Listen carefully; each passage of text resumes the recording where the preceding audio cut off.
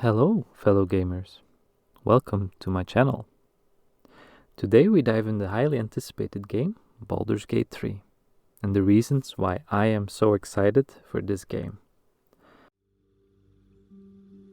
Larian is best known for the Divinity series, and that alone is a reason for me to be very excited, because it's one of my favorite games of all time.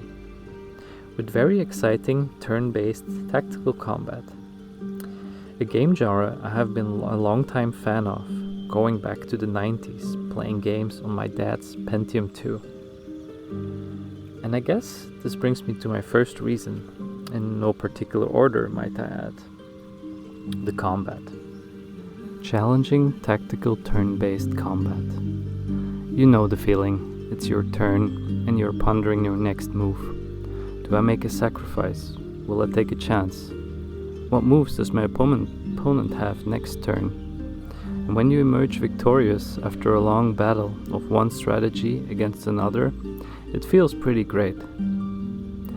The combat in Baldur's Gate 3 is based on the D&D 5th edition rule set. It's confirmed we will be able to go up to level 12, so we will have a nice arsenal of spells and skills at our disposal. Being able to interact with the environment to create traps, explosions, choke points, and all manner of tactics we can turn against our enemies, or the other way around. There is also a good amount of challenge to the fights, and expect to be seriously outnumbered at times. All actions are determined by the dice roll, like in a real D&D game, but this happens very fluid and does not slow down pacing of combat. Also, some spells have some great effects and sound. I played early access with a good pair of noise-cancelling headphones, and it sounds really satisfying. Have a listen. Have to keep going.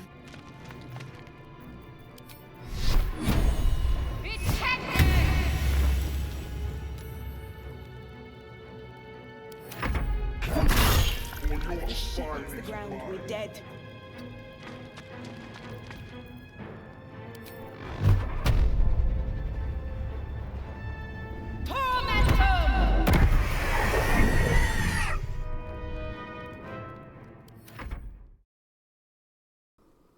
Exploration. Baldur's Gate 3 is not a linear game. There is a huge world to explore, and the order in which you get from one area to the next is not in a set order. There is an overarching story that hints at the directions to take, but there's a lot to see and discover on your way, and it can be so satisfying to peek in a cave or enter a building you might also choose to ignore. The game allows you the freedom to choose these things, whether to sate your curiosity with the possibility of peril, or great reward at the discovery of more interactions, gear and loot. The main attraction of the exploration is of course the city of Baldur's Gate itself. I am excited to return to Baldur's Gate, and according to Larian, you can interact with almost everyone in the city. On top of that, the city is seamlessly connected, meaning individual areas are not broken up by loading screens. Crowds and NPCs wander the streets and will react to the player's behavior. In the words of lead writer from Larian, Adam Smith, you can look out of the window towards a dock and one of your teammates might be running around there. So the city feels like a giant organism, alive and bustling. They spent 3 or 4 times more effort than initially planned on the city. So there is a huge amount of content waiting for us.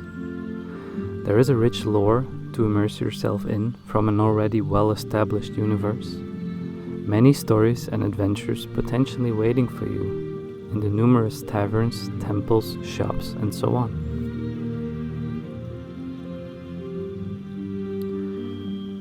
True RPG. The term RPG is being thrown around a lot.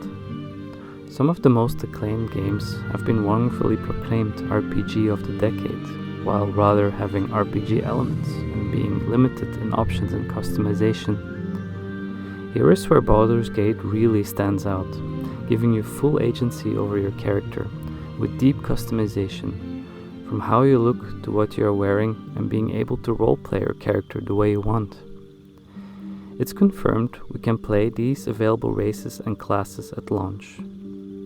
Human, half-orc, dwarf, elf, drow, tiefling, halfling, half-elf, gnome or dragonborn.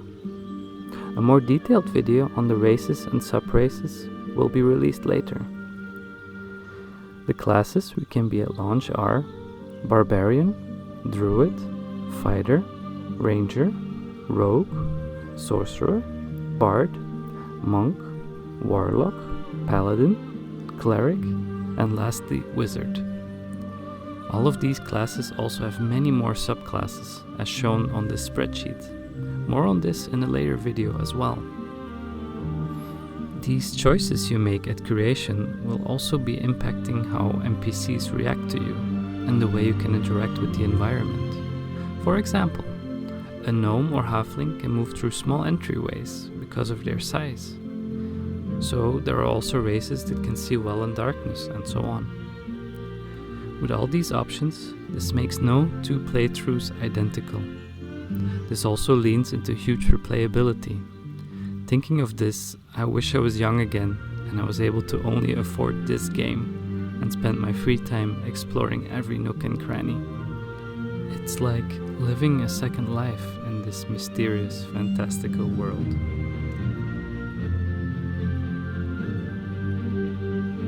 Relations with the origin characters and other NPCs. I think I'm not alone in this, but ever since playing the Mass Effect series, I have been putting so much importance to developing meaningful relations with party members in video games. From friendship to romance, and navigating the different types of personalities within your party, getting to know them better, helping them overcome challenges, or even separating from them after impossible to align morals. We know from early access we have 5 different and interesting companions, and we will be able to recruit more of them as well. But these 5 are also confirmed to be origin characters, which means that these are 5 pre-made characters you can play the game with, in case you prefer not to pick your own custom character, sort of as a quick start option. Confidence in the project and the developer. It's talked about a lot these days, the state of releases of AAA titles. Unfinished rubbish some of them are. I for one, I am in favor of early access titles, and I think Larian has gone about it in the right way. They did a good job communicating the game to the public, having very entertaining panels from hell on a regular basis, and listening to community feedback every step of the way. Of course, there is always room for improvement, like inventory management and things like that. It could use some more loving.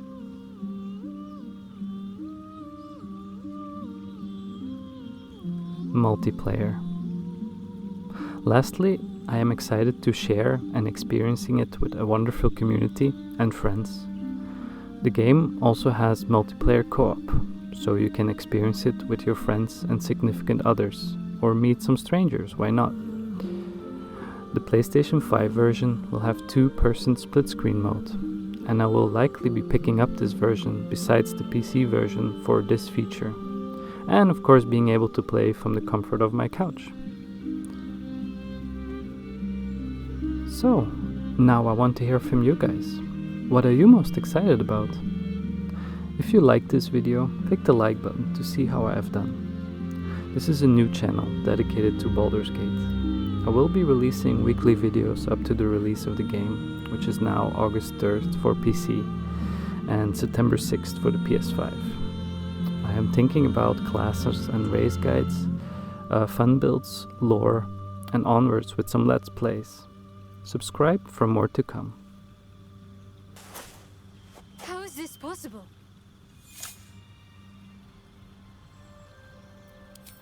I remember the ship. I remember falling. Then nothing.